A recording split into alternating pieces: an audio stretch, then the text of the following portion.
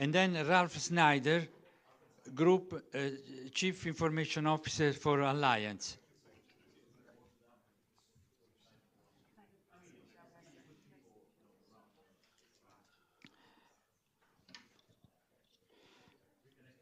Christian, are you connected? Ciao, Lorenzo. Yes, I'm here. Okay, good, good. Switching off. So, I mentioned this morning in my introduction that, you know, the invasion of Ukraine from Russia has triggered a strong response from the EU allies and need for better coordination at the EU level to respond to cyber crisis. And also from NetPetea, we have learned that, you know, cyber crisis to be managed need to be managed in a very quick time. You know, we always say that the best solution for cyber crisis when, you know, when attacks start from New Zealand, because we have about 12 hours before, you know, the potential action on our side come here, okay, in Europe.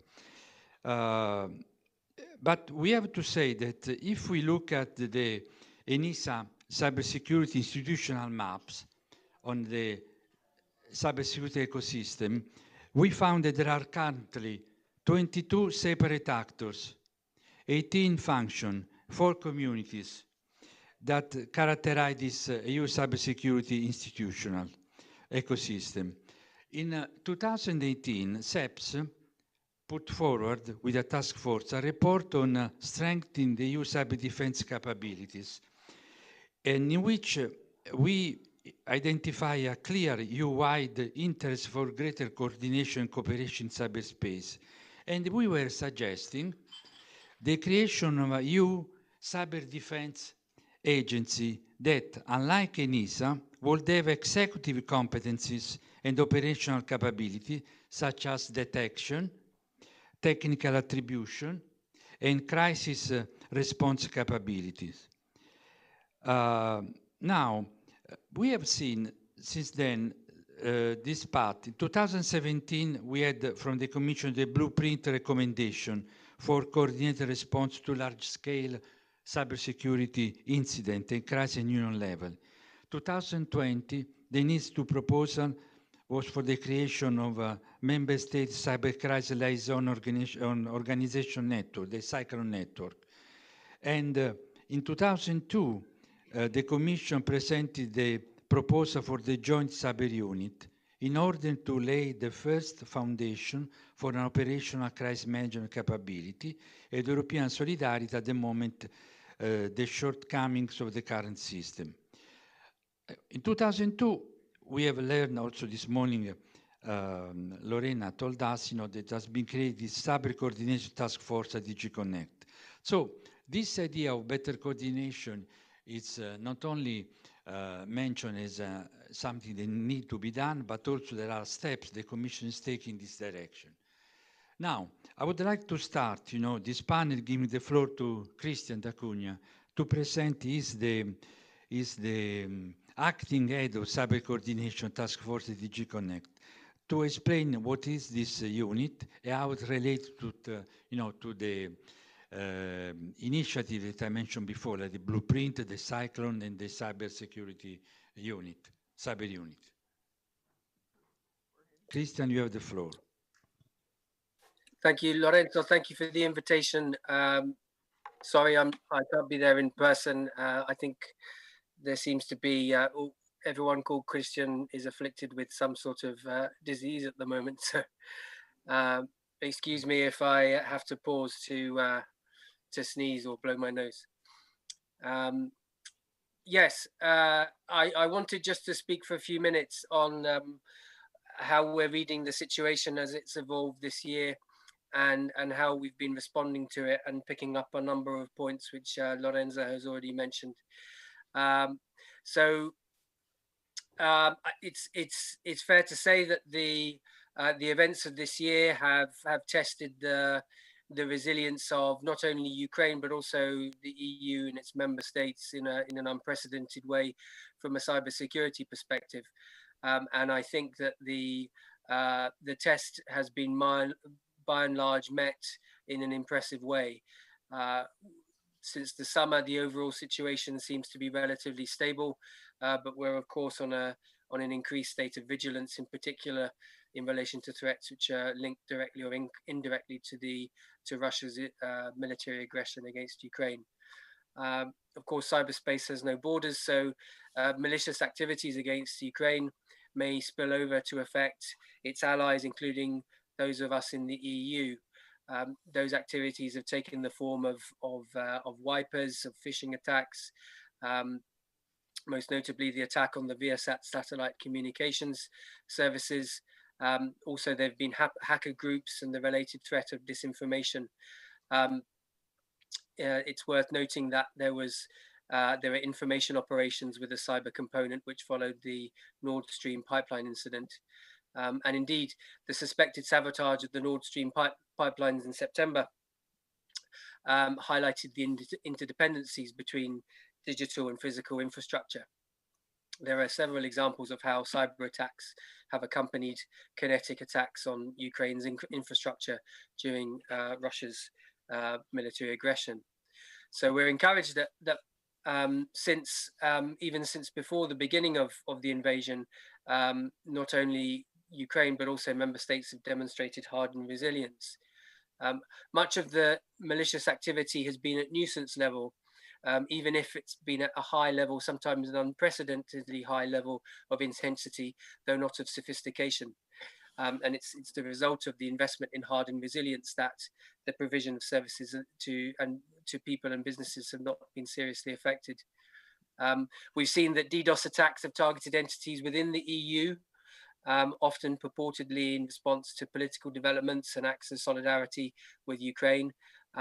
We saw that in the attacks on Lithuania and Estonia over the summer, and the most recent being Killnet's claim to have carried out a DDoS attack on the European Parliament following its vote on the 23rd of November to declaring Russia to be a state sponsor of terrorism. So, in terms of the general situation, government critical infrastructures remain targets of choice. You'll have noticed ransomware attacks in particular hitting heavy industry, information services, government and health services. They're in the news almost on a daily basis. And it's worth emphasizing that disruptive attacks, though they might not be described as large scale in any sense, they can be very costly for organizations that rely on their online platforms. And of course, cyber espionage remains a growing threat. So what have we been doing in response? I think it's fair to say that there's been perhaps closer than ever, cooperation between member states and between member states and EU institutions and bodies this year. At the same time as the cybersecurity strategy, which was published almost exactly 2 years ago at the end of 2020, said, we're aware that the EU still lacks collective situational awareness of cyber attacks or cyber threats. Authorities don't systematically gather and share information, including information from the private sector, which could help assess the state of cybersecurity in the EU. And only a fraction of incidents are reported by member states.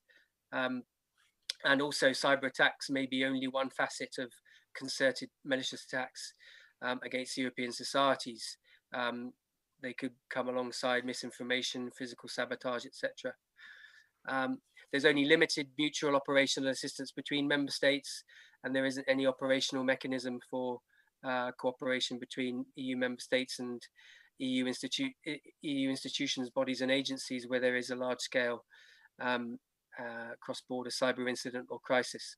So what we've been doing, as Lorenzo was saying earlier today, is that we've been trying to connect the dots among EU institutions, bodies and agencies. The Cyber Crisis Task Force, which is mentioned in the Joint Communication on Cyber Defence from November, is there to share information and to be ready to coordinate if there is a crisis. The big legislative event this year in cyber is obviously the political agreement on the reform of the NIS directive, and that's significant from an operational cooperation perspective because it sets up the EU cyclone with a legal basis, tasks, composition. We think that the Commission, as a participant in Cyclone under NIS2, gives us the opportunity to leverage our role in situational awareness and helping crisis response in various horizontal and vertical mechanisms. We're also working with member states through the NIS cooperation group on risk evaluations and scenarios in the event of an attack on EU member states. It's an inclusive exercise. It's never been done before. You'll have noticed that there's a call under the DEP work program for building an architecture for security operations centers with member states.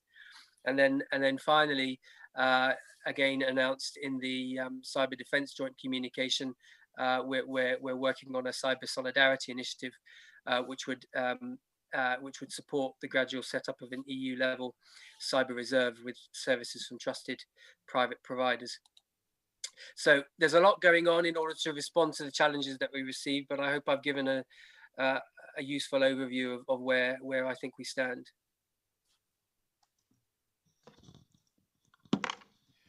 Okay, thanks, Christian. So basically, the goal will be to, as you say, connect the dots among all the EU institutions, correct? Okay. Now, let's see how, the government, one member state, is looking at this proposal.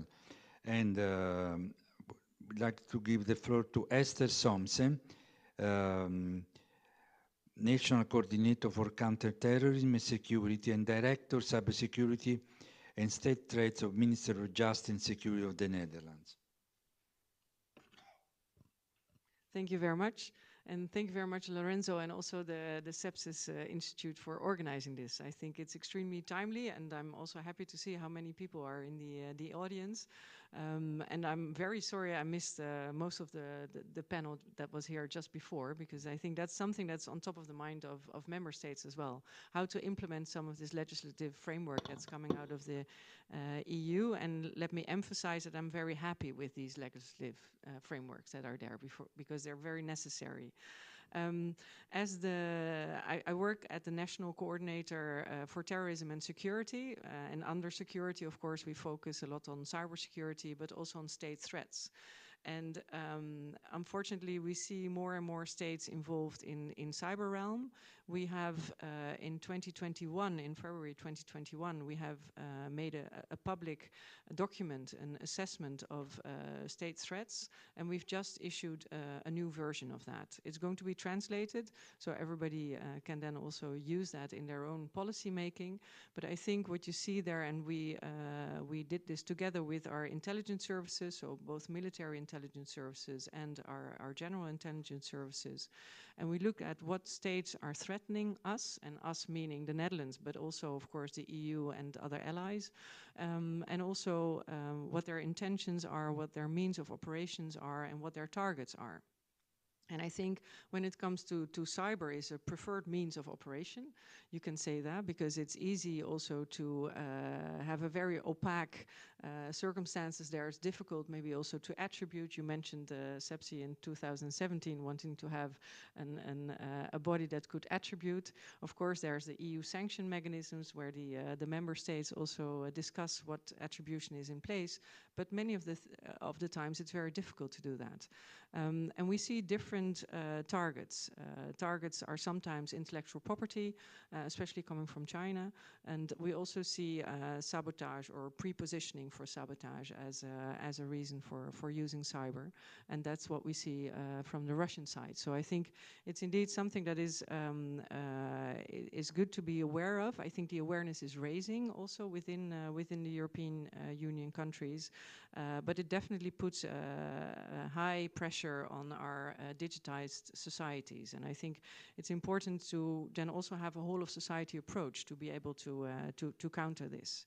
And we definitely definitely need the European Union for that. And I think, of course, we've underlined the war in Ukraine, and that was started by the Russian aggressor, also has underlined the relevance of strong cooperation between NATO and EU. I'd like to mention that here, of course, our focus today is on the European Union, but I think the strong cooperation between the EU and NATO is extremely important. It's two organizations that have different mandates, but they both have a role to play in the challenges we face today. And I think, especially in the cyber domain, it would be mutually beneficial if we would be able to combine some of the instruments and make sure that we have a complementary full spectrum response toolkit in that respect. But indeed, as mentioned, it's really important also for the EU to have an effective crisis management and cyber resilience toolbox. And I think that what was mentioned by Christian, to have this task force within the European Union Commission is, and the different institutions is an important one. As a coordinator also in times of crisis, because that's what we do in the Netherlands as well, whether there's high water or whether there's a terrorist incident or whether there's a cyber incident, then coordination is something that is extremely important to make sure that all the different organizations can implement their mandate, but are very well informed as well, and that information is key. I think what is important, also what has come out of the regulatory framework, so the NIS2, and the formal establishment of the EU cyclone that was mentioned before is a very good one. We had a Blue OLEX exercise. Lorena was mentioning it also this morning already in Vilnius, and we see that cooperation is developing more and more. Sometimes it's simple things. It's a signal group between all the directors on cybersecurity so that we can inform each other as soon as a defacement or something else is happening. And we can check our own national cybersecurity centers to see if they got any of these information. So it's an easy way to inform each other. And one of the other things that was very important also during that exercise is that when one member state takes certain measures, that might affect other member states as well, especially when it comes to certain companies or asking companies to maybe withhold some of the services that they're providing, that has effects in other EU member states as well. So it's very important to have that coordination between member states. I would like to focus on 3 points. The public-private cooperation and the need for that. It was mentioned several times already. Also the need for strong coordination, but also no duplication and as much coherence as possible. And the last point is know your products, because I think when it comes to cyber defense, that's something that is extremely important to do. When it comes to public-private cooperation, we talked about information sharing. We just published our Dutch cybersecurity strategy in October, and one of the endeavors that we've posed for ourselves, or one of the big challenges, is to have an information platform established together with the private sector. And of course, there's all kinds of questions. What kind of information can you share? What are the rules and regulations? Some of the cybersecurity companies, for instance, they have contracts with those companies that they serve. Are they allowed to share some of that information? What is the government allowed to share? But I think in the end, if you can pool that information, push and pull. So the idea is that private companies can push information, government organizations can push information, but you can also take it out. We would like to also look at the making up of situational analysis combined, so with the combined forces, and also to make sure that the information that comes out of that platform serves different target groups. Some target groups really are not that cyber mature, so they need a different approach than companies or target groups that are very cyber mature. And I think that needs trust, but that also needs protocols, and it needs also a basis on use cases, like where does this has the added value that is needed. And I hope in that respect that also where possible and relevant on the EU level, there should be more cooperation between the public and the private sector. We have Cyclone, we have the CSERT network, we have the NIS cooperation group. They all could engage more with private parties in their activities and projects. And I think really we should explore how to do that at a European level, and to make sure that by doing that we increase the safety for our citizens. One of the things that is mentioned in the NIS2 is to look at the possibilities of a joint active cyber protection at EU level. And I think that would help greatly. We talked about phishing emails and the increase. I think indeed, Lorenzo, you mentioned the amount of increase that we saw also during the war. And if we can come to a certain registry of these phishing reports and also look at what kind of internet sites we would like to take down, what kind of regulations do we need for that, that would increase, I think, the safety for both citizens and small, medium-sized enterprises increasingly. Another point I would like to emphasize is that the focus on strong coordination, governance, efficiency and effectiveness, avoiding duplications and strengthening existing cooperation structures, mechanisms and entities. Because Bart is now playing the Member of Parliament for one comprehensive set of regulations we just learned.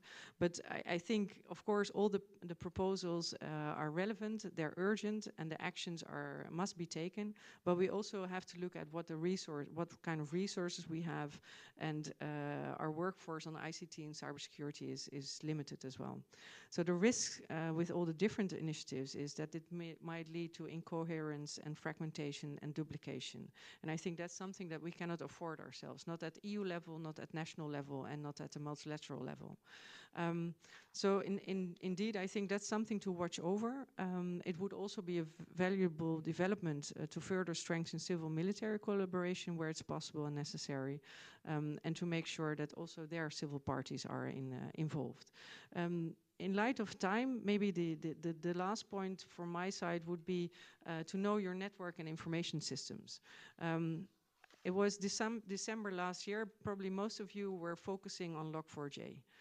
What could that mean? What could be the implications? Are we on the verge of a huge cyber crisis or not? And that shows that not many of us knew where in which systems Log4j was used and was operating. So I think in that respect, also looking at the software bill of materials is extremely important. I think it's extremely important for IT and other experts to know what's in the different systems. And I think, as was mentioned also on the CRA, the Cyber Resilience Act, working together with the US on standards and making sure that we combine the power of both markets, it would really increase the security of the products. The certification schemes was mentioned before in the former panel. I think very important to have these and to do it properly. And lastly, maybe on procurement. Of course, there's many things in our systems already. When it comes to critical infrastructure, we've been using different types of products, different kind of systems. And if we want to procure certain systems, and the whole discussion about 5G was about that, is something where we as member states need more tools to also make sure that we can exclude certain vendors from our systems when we don't trust the vendors as such. So you can have any certification scheme in the world, but it's also about trust and trusting the vendor. That would be my last point, and sorry for taking up much of the time. Thank you very much, Hester. So what I take from your interventions, basically 3 basic points: coordination among member states, cooperation with the private sector, and keep in mind this liaison with the military. Okay. Now, talking about cooperation with the private sector, we'd like to hear from Ralf Schneider, Group CEO from Allianz. What is his view on this coordination effort at the European level? Yeah, private sector, and I'm a consumer of regulations and laws, and I'm a consumer of cybersecurity tools and services. So I want to say my responsibility is very easy. I have to protect a large corporate like Allianz globally, and I have to defend against cyber attackers. This is my task and responsibility. And I have to say, the starting point for us and my team of CIOs and information security officer is cyber defense is a capability. And the capability is people business. It's people business, equipped with good tools, with good services and so on, but it is a people business. You have to train it, and it is gone with the people. Then you have to retrain it. This we have to accept. And therefore, for me, I have three thoughts to cyber defense. The first thought is, of course, as in a lot of domains, also in cyber defense, content is king. You have to have experience, you have to have good people, processes, organizations, steering, tools. Content is king, but context is kingdom. You have to know what are your vulnerabilities, how you're connected to your customers, how you to your partners, what is in. So context is a kingdom. And the most important is, and we heard it, especially in the private sector, implementation is the battlefield. And a lot of people discussing content and discussing content, or sometimes they're discussing context, but when you're not starting implementation, you lose the battle. Therefore, you have to start and to test whether you are effective, and then you have to adapt. But this is crucial. The second thought for me is in cyber defense. In cyber defense, the law of the jungle applies. What is the law of the jungle? Either you are fast or you're food. Yeah.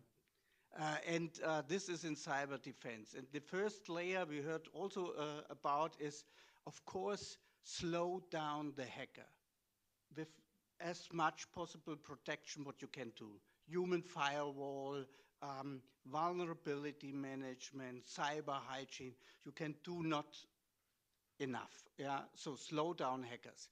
But the second step is becoming more and more important, improved detection. You have to be fast, very fast in detection. And therefore, the detection capability, you cannot trust or you cannot go alone. You have to have partners, and you have to accept hypothesis, you are breached and you are compromised. And then you have to do 24/7 threat detection and hunting. No, a lot of companies cannot do it, yeah, alone. Or you need partner, but you have to accept not only in your house, but also in the darknet, in the internet, that data is gone and that you have to find it.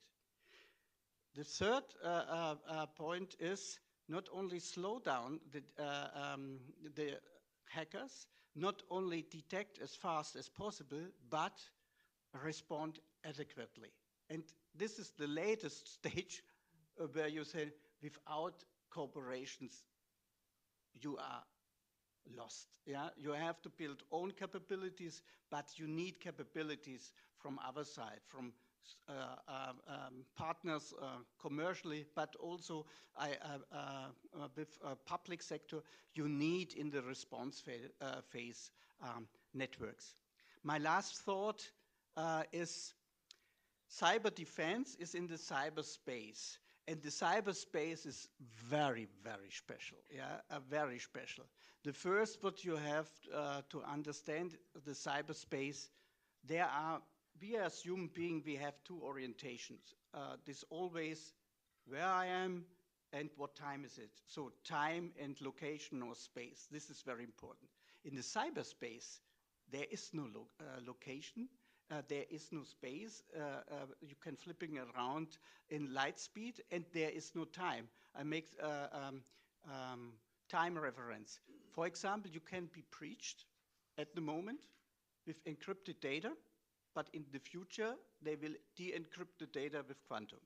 Yeah, is it where is present, past, and future? It's mixed. It's all mixed, and therefore. You can have a sleeper in your house. We will active in 1 year, in 1 day, in 1 month. You will see. Yeah, so time and location is not there. Another very important topic you have to understand, that in IT you have identities, normally human beings or applications, you have networks, and you have IT endpoints, and all are bidirectional interlinked. But this is the good thing. You can see and you can do control checks when it goes from identity to IT endpoint and back, and also the hacker has to follow exactly the same path. They have to have identities, they have to catch IT endpoints and storage, and they have to use networks. So offense has advantages, but defense can have here the real cool stuff to detect them. Last not least, when you are in this environment of this data space, the critical point, you have to detect the critical point. And the critical point is not the data space. The critical point is when the data space is connected to the analog world, when a machine is steered by software, when a human being gets its information or how he has to work, is connected to the data or to the software. Therefore, these connections is also the very important point to defend. So once again, cyber defense is a capability, it's human-centric. You have to find the right talents, you have to cooperate, and you have to train this capability, not only in the people, but organizational. This is the challenge. Very good, Ralf, thanks. Very interesting point. The last one, of course, cyber defense is capability human-centric. I like the content is king, but the content is kingdom, and also this idea that, cyberspace, we were used, to say that, attack are international, cross-border, and so there is no location. But you are extremely right saying that now there will be not also, time is changing. There is no time because, hacker can hacker today and decrypt tomorrow. And this with quantum technology. I take this notice because, I want to let you know that CEPS is launching a task force on quantum technology and cybersecurity. And would like to have, company to join, because we would like to help also the Commission, to shape a better rule, for quantum technology, because we feel, for instance, there is a lot of financial effort, but there are a lot of policy issues like how to manage the migration from the current cryptography standard to quantum resistant cryptography, how you find vulnerabilities, how you create awareness on this topic. I know it's a topic, it's a little bit far away, like maybe 10 years from now, but you need to get to be prepared, because like I say, time, to some extent, it does not matter, because you can get the data today and decrypt later on. Okay, now, let's open, the discussion, the floor among the speakers. Do we have questions?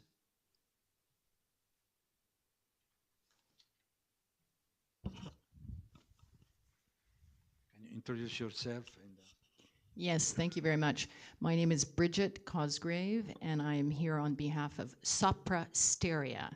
We are a large IT services company serving the Departments of Defense in France, in Germany, in the UK, and in Norway, as well as providing cyber services to large parts of the public and private sector. Particularly, I'd like to address to Hester and to Christian de Kuna your proposals for more public-private partnerships. Traditionally, the European Commission likes to set up stakeholder groups. We have high-level expert groups, and then there are other kinds of groups. I would like to hear your views on what is the best way for us to do this and how quickly can we put these in place, because indeed, as was mentioned by Ralf, time is of the essence. Thank you. Christian, you want to start? Well, thanks for the question. There are different approaches. There are obviously already contacts at an informal level between different parts of the Commission and the private sector. I mean, we work in DG Connect on general issues of cybersecurity, but of course there are colleagues in other DGs like on energy or finance where they're managing risks, and cybersecurity is one of those risks, and they have their own networks. And one of the things we're trying to do is work a lot more closely with our colleagues across the Commission to exploit the synergies that are there. We're also very sensitive to the fact that the first response to a cyber threat within a member state is the competence of that member state, and they will have their own contacts with the private sector within those on a national level. But I mean, certainly, the idea of having some sort of more structured dialogue at an EU level is an interesting idea and one to explore further. Yes, well, thank you very much. And I think there's you have the general stakeholder engagement. For instance, when we were drafting the strategy, that's an important period of time, of course, where you would like to involve as many stakeholders as possible. In the Netherlands, we have the Cybersecurity Council, which consists of both the private companies, but also representatives of the universities. So that's more in general. But then when we lined out the several actions, our realization was that depending on the action, you need maybe a different form of cooperation. When it comes, for instance, to this sharing of information platform, that needs to be a true public-private effort. So there you really have to make sure that there's a representation in the steering committee, that you have the legal working group, the technical working group, and other working groups that needs to establish or that need to work on this platform in the end, are all engaged, and that both public and private sector are then represented, and that you come to conclusions on how to drive your protocols, how to drive also different policies. Another issue that we're working on at the moment under the strategy is notification of victims. And we have the Dutch Institute for Vulnerability Disclosure. They have a lot of information. They do also a lot of scanning as a private organization. And that information is very valuable to people who are actually vulnerable and are victims. And then the question is how to organize ourselves in a way that we also as a government have a role in informing those victims. So that's another issue. And maybe a totally different issue is about education and about skills. We all know that there's a vast necessity for more cyber skills and cyber professionals, and how then to cooperate with the private sector. What knowledge do they have both on the requirements, but also on training the people. For instance, there's a big company in the Netherlands that looks at its supply chain and then provides training for those suppliers in terms of cybersecurity. So also there, that's a private initiative, and then as a government, you can see how you can build or multiply these kind of initiatives and how you can facilitate that. So there's different roles, I think. So it's very difficult to come up with one model, and I think the lesson, at least in the Netherlands, is that you have different models for different results and goals that you would like to reach. I like to add, because Allianz is also a member of a Cybersecurity Sharing and Analytics Association. And these are 15 large companies, corporates. And what I learned is that organization is hard to connect, and they do not trust each other. But you can overcome that you connect the people. And human beings you can connect.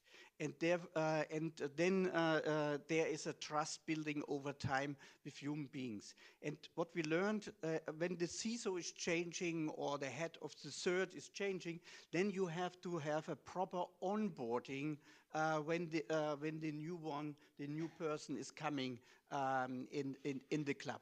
So the people are trusting, the organization are not trusting, and therefore it's the only way. What I see, you have to connect the people, and when when there are changes, of course, then you have to do a proper onboarding.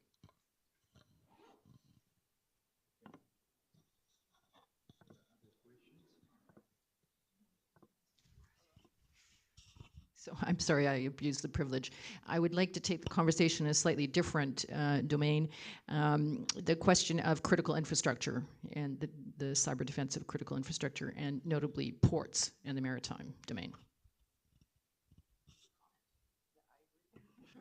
I agree that that's a very important topic indeed, and I think also there's the awareness of the different companies in the ports is very important. We have in the Netherlands the possibility of groups of companies joining together so that they can get the information from our National Cybersecurity Center, and in that respect we've also established in the port of Rotterdam we've established such a cooperation framework. So that's important, but it's not only about the port of Rotterdam, it's also what's happening in Antwerp, what's happening in Hamburg, what's happening in different places. So I think indeed trying to connect those dots and basically also on personal level, but also there's this cooperation together with the US and others, Denmark, also to see how maritime security in ports could be more of the in front of the thinking of the companies.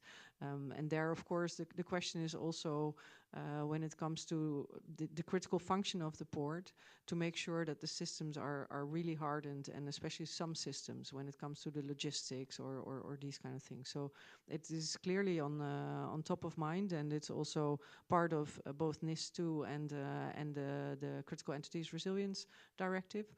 So there will be more impetus also to increase the attention to this. Okay. Lorenzo, if I may, there was also a consultation earlier this year on a maritime security strategy by the Commission. I think it closed in September, but you can expect to see the outcome of that consultation very soon.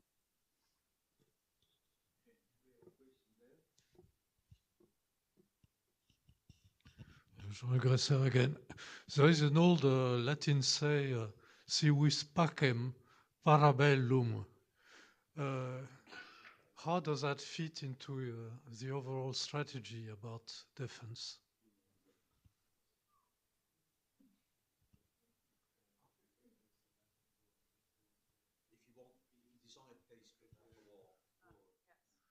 Well, I could ask the question in another way. Of course, the topic is defense, but sometimes the best defense is in retaliation. Is this something you consider in what you are doing? Maybe to the others as well, but to start, no, I think indeed what was mentioned, the importance of training also, and as the military also say, train as you fight, and so I do think that it's extremely important to make sure that also the way you conduct your exercises sometimes maybe seem as something that might be overboard, but it might happen. So I think really trying to imagine what might happen to you, and we do those exercises regularly every 2 years on a national level with all the different municipalities, critical infrastructure companies, and everything, with some of the scenarios that are horrific. But I think it's very good to have these kind of to have that kind of training. Here to add, when we accepted cyber defense as a capability, then we can also accept you can train it or you can test it, you can measure it. And how we measure, for example, cyber defense capability, we're doing exactly red teaming. We wait not until the hackers are coming.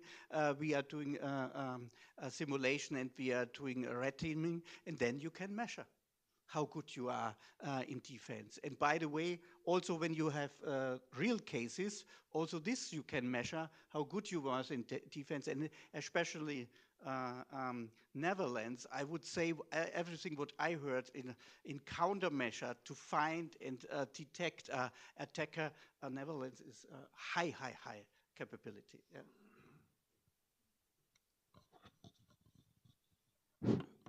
I have some question too. I don't know, Christian, you want to say something on a question before? No. Okay, I have some question. First of all, for Christian.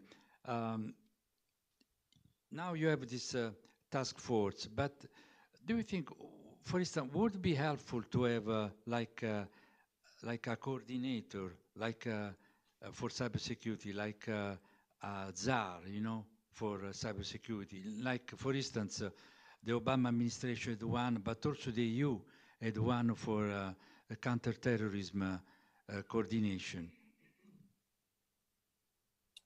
And so maybe, are you feeling to be the coordinator, I mean, the czar, the future czar?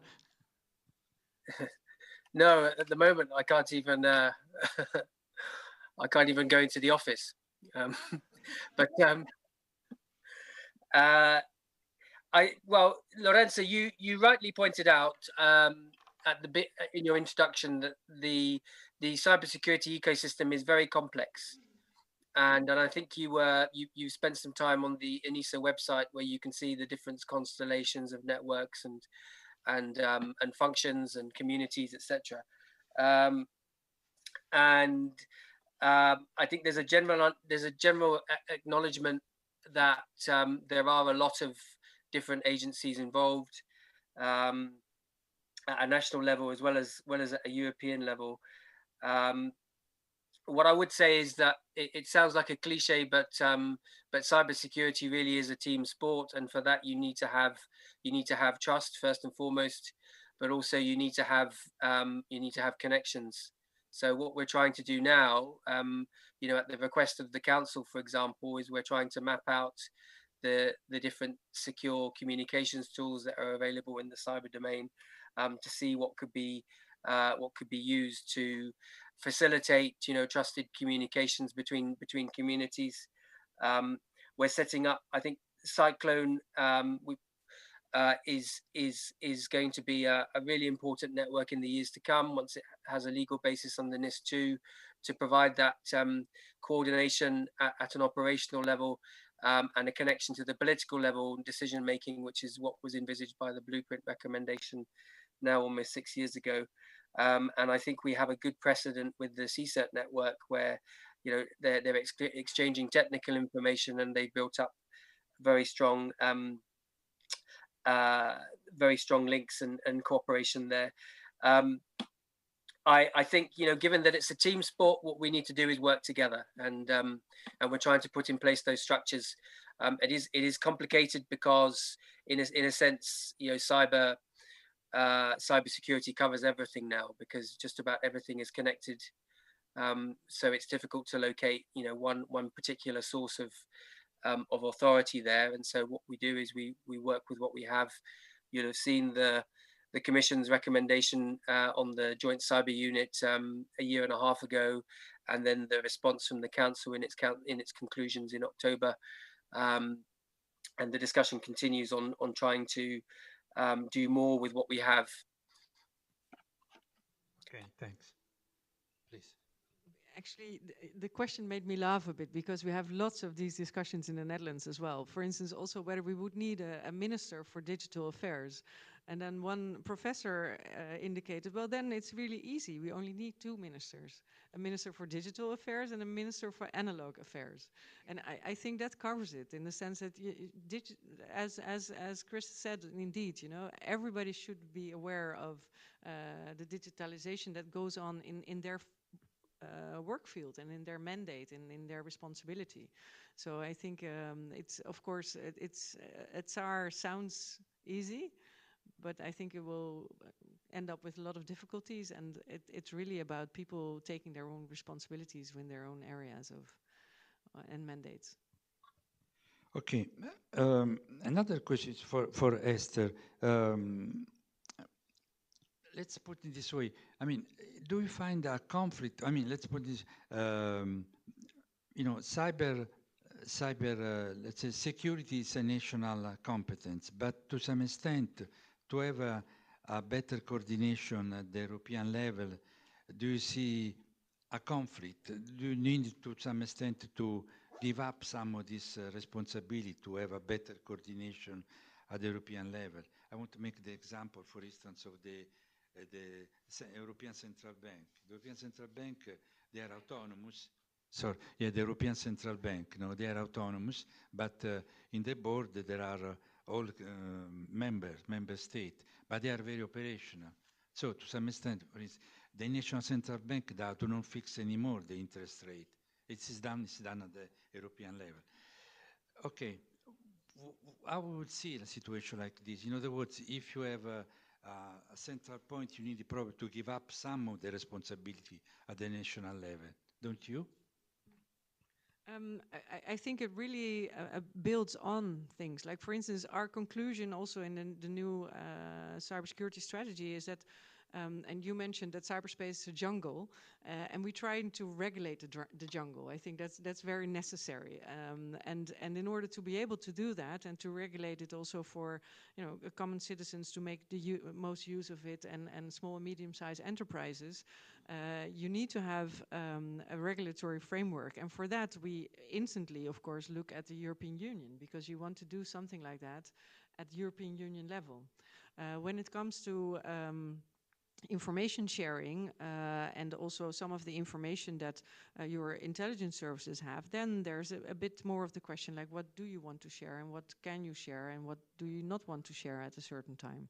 And I think that national prerogative should remain there also in respect of what kind of responsibilities our ministers have towards their public.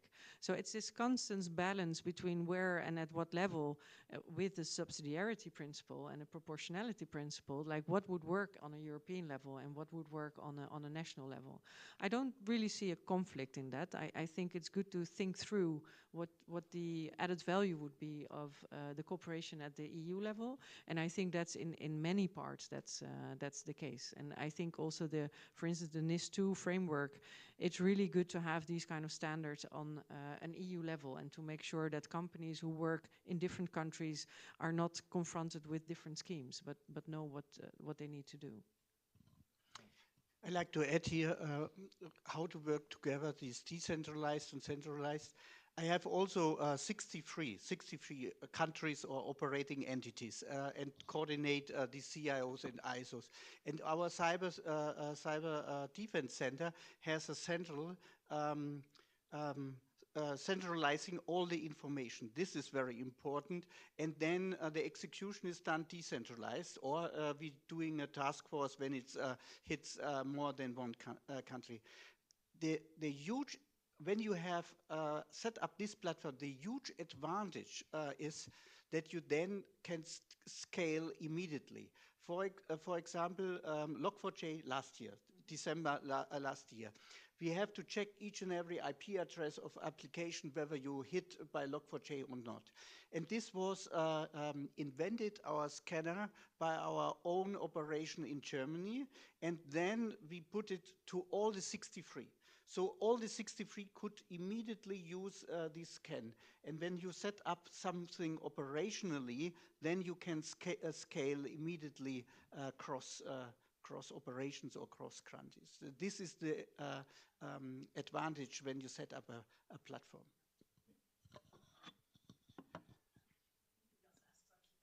You want to? I asked the question about standards. So I have been Deputy Director General of ETSI, the European Telecommunications Standards Institute. And so I have had 5 years of living in a standards body with all of the challenges that represents when the commercial imperative is driving most of the people who are in the room. And we all know that the IT and the software industry generally have a complete and total anathema. You know, they see standardization as anathema. So how do we go about standardizing software? Because the geeks hate it.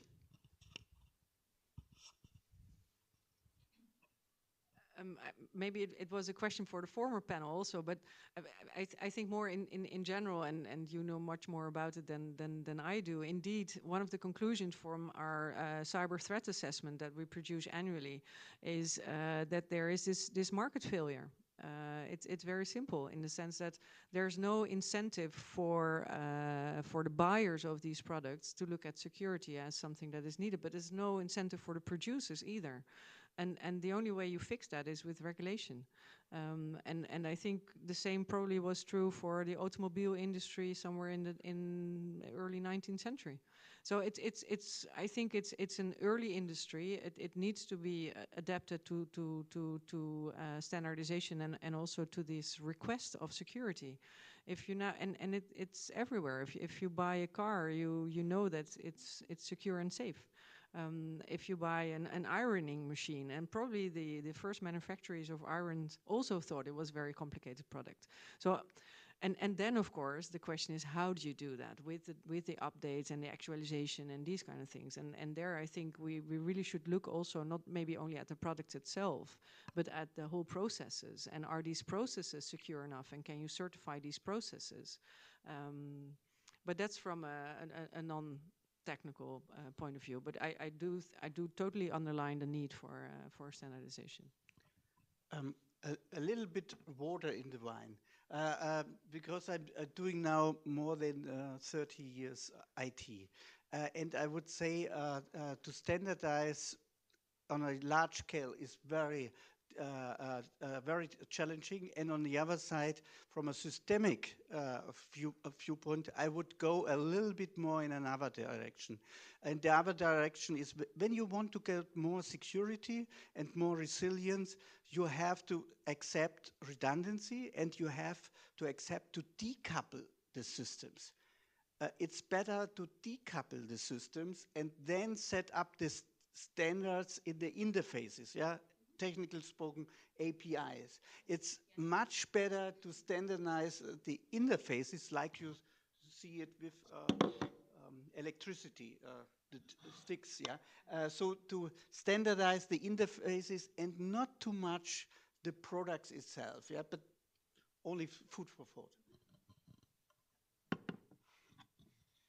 Very good. So I think we can close the panel and go to have a lunch. I think it was very insightful. And so let's thank all the panelists, the one they are